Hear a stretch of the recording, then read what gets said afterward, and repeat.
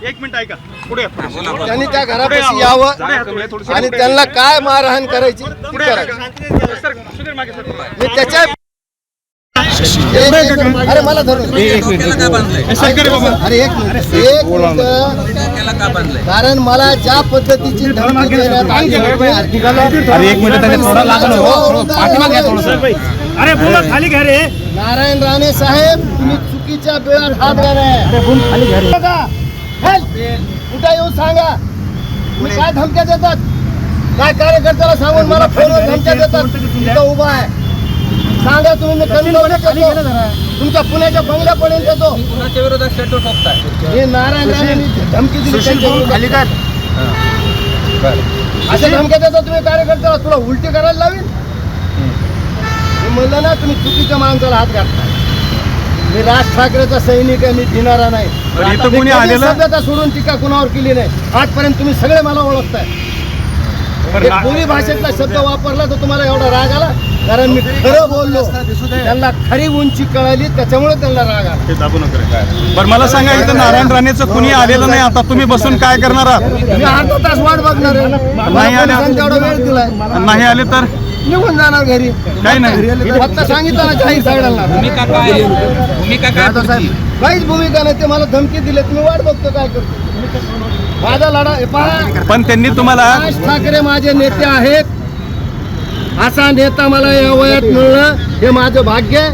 जो कुणी राजसाहेबांवर टीका करेल त्याला त्याच भाषेत मी उत्तर देईन तुम्ही राजसाहेबांवर टीका करू नका मी तुमच्यावर टीका करणार बरं ती धमकी अशी आहे का त्या करतात तिकडे कॅमेरा माझ्या साहेबावर काय टीका केली तुम्ही महाकुंभहून पाण्यावरून अहो तुमच्यापेक्षा वयाने तुमच्या बापाच्या वयाचे असलेले सन्माननीय उद्धव ठाकरे यांना तुम्ही एकेरी नावाने अरे उद्धव नारायण राणेने आपल्या पोराचे कान धरायचे बाबा मोठ्या माणसाला अहो जाऊ बोललं पाहिजे नारायण राणे साहेब माझ्या जर नेत्याची ताकद नव्हती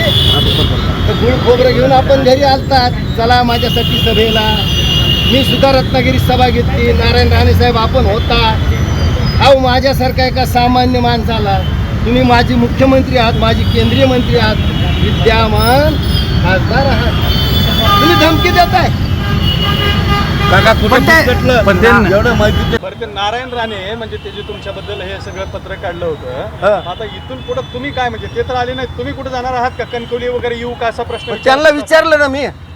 त्यांच्या कार्यकर्त्याला अडचण व्हायली तर मी विचारलं बाबा ते या म्हणले तर जातो या सगळ्यामध्ये कायदेशीर काही पावलं तुम्ही उचलणार आहात का काही तक्रार करणार आहात का या सगळ्या नाही मी काल शेपी साहेबांना कळवलं आता त्यांनी ते फेसबुकवर बघायला पाहिजे मला त्यातलं कायदेशीर कळत नाही तक्रार करणार हो नक्की मी तर मुख्यमंत्र्यांना सुद्धा SMS केलेला आहे नारायण राणे मुख्यमंत्र्यांच्या कार्यालयाला सुद्धा कळवलेलं आहे नारायण राणे बद्दल यानंतर तुम्ही असंच बोलत राहणार का कशामुळे बोलेल माझ्या नेत्यावर ते नाही बोलले तर मी नाही बोलणार आणि बोलले तर बोलणार असंच ते जसं बोलतील तसं